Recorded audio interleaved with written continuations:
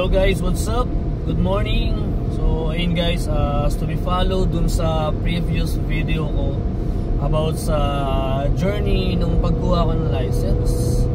So ayun nga guys, located kami sa Alcos. So pinili namin yung Alcos branch dun sa may Lulu. Meron kasi itong Galadari na booth. So ayun, nag-decide kami nung kumuha ako ng license as my birthday gift. And so it was July. So ayun, syempre thankful kay wifey kasi inallowed niya tayo na kumuha ng license. And as may gift, my birthday gift. So ayun, first guys, kinuha namin kasi noon is yung regular lang. So hindi ako nag-unlimited because confident naman ako na alam kong kaya ko naman mag-drive since I have a license in Philippines and I have a experience in Philippines for a long time when it comes to driving. So pero yung license ko that time kasi is paso na, expired na siya. So hindi ko na siya nagamit kasi dito sa Dubai, once na meron kang previous license sa country mo, ayan, so maleles yung classes mo. So but for me, as my advice guys, if you have some license, even though hindi pa siya expired, I advise na much better kunin nyo pa rin yung full class kasi iba yung low dito sa Dubai. So marami kasing fine dito, hindi dito uso yung mga huli-huli ng pulis.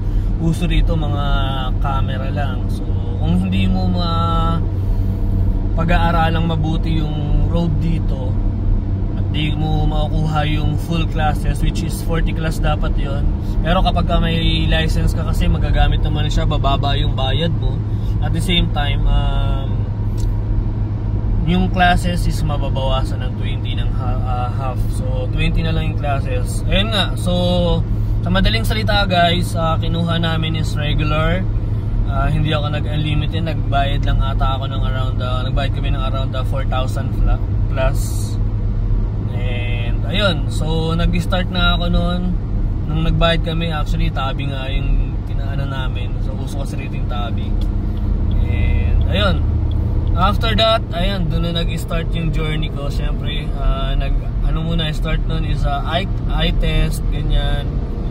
And after the eye test, meron tayong exam through phone. So I think it's up to 600. So kailangan may pasa mo rin yan at least. Ayun, lahat ng exam na yan is about sa theory ng law and regulation ng rules and regulation law ng UAE when it comes to driving, road, mga signs, etc. sa police. So ayun, after mo masagutan yun nag-theory na ako yung sa office na yung which is 1 to 40 lang yun guys. 1 to 40 lang yung theory. And ayun, naipasa ko naman, awa ng Diyos. Tapos after nun, ayun, nag-start na ako ng first class ko kinabukasan. So ayun na nga, nag-start na nun.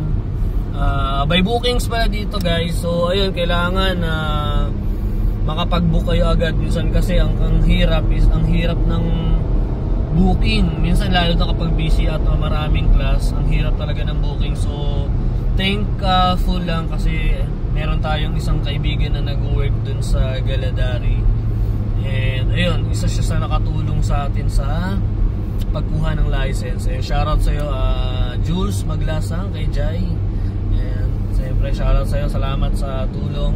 And ayun nga guys, so for sa madaling salita, nakapag-book na tayo ng first class natin. Actually, yung first class ko, ayun, tamang lang yun, ikot-ikot sa road. So pero hindi pa siya sa main highway.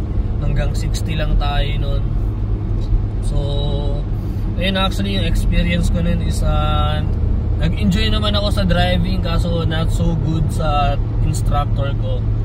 Kasi syempre hindi pa nga natin kabisado yung road dito. May mga tama kasi, mahigpit kasi rito even sa mga lines.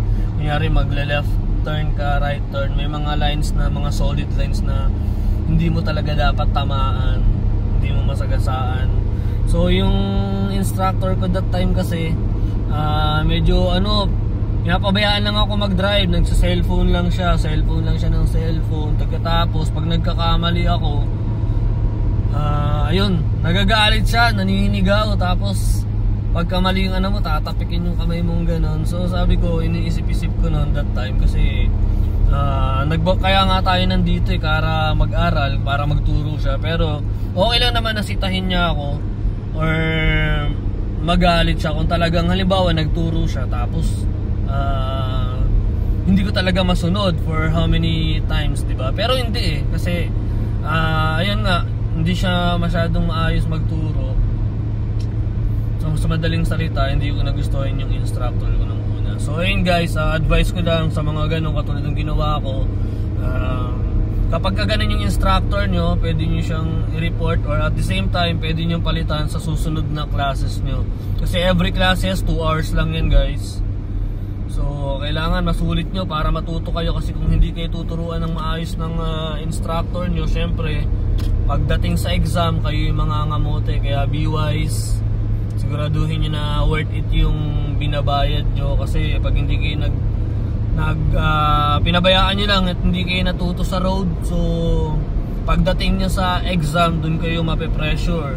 Kasi pag when it comes to classes, mag-i-enjoy ka pa. And ayun, yun nga yung advice ko, palitan nyo yun. Kinabukasan, nagpabook ako ulit nun.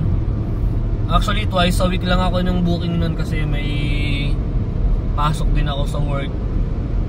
So day off ko lang, and kapag may available ng morning, ayun, nagpapa-morning ako. So ayun, sa madaling salita, yung next booking ko, pinalitan ako ng instructor. Siguro yung instructor na sumunod sa akin is medyo na-briefing na about sa history ko about dun sa unang instructor ko. Kaya ayun, medyo maayos naman guys. So nagtuloy-tuloy naman. Ganun pa rin yung tamang road class lang. So ayun guys, for the meantime, ayun, hanggang dito na muna yung video ko. Tutuloy ko yung yung susunod na mga kaganapan. Stay tuned lang kayo. So ayun, as of now, yun muna yung advice ko, yung sa unang class natin sa pagkuha ng theory test. Abangan nyo lang sa mga susunod na video natin guys, kasi sasabihin ko sa inyo yung mga